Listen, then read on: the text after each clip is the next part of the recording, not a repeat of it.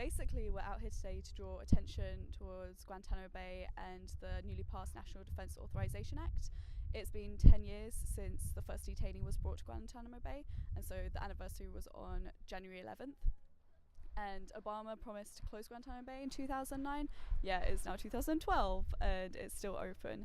And essentially Guantanamo Bay is a huge human rights violation in that people are being brought under suspicion of terrorism and can be held outside of the law indefinitely and without a trial. And so many people who are actually in fact innocent are brought, tortured for years and have no opportunity to prove their innocence.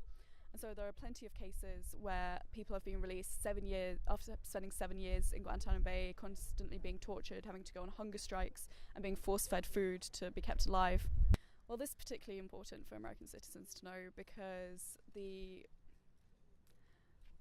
it revokes people's human rights, and America stands for democracy, but in fact they are not preaching what they teach, and so they are detaining people with mere suspicion and abusing them and torturing them and taking away their basic human rights and the right to freedom, essentially.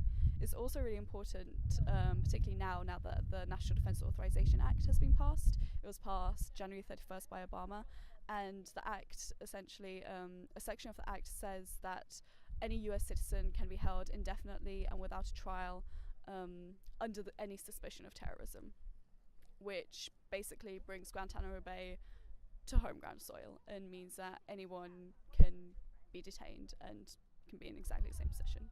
Well, we targeted our campus population to merely raise awareness because I feel not enough people know that why Guantanamo Bay is a human rights issue, and even that the NDAA has passed and what that means for human rights and for international human rights.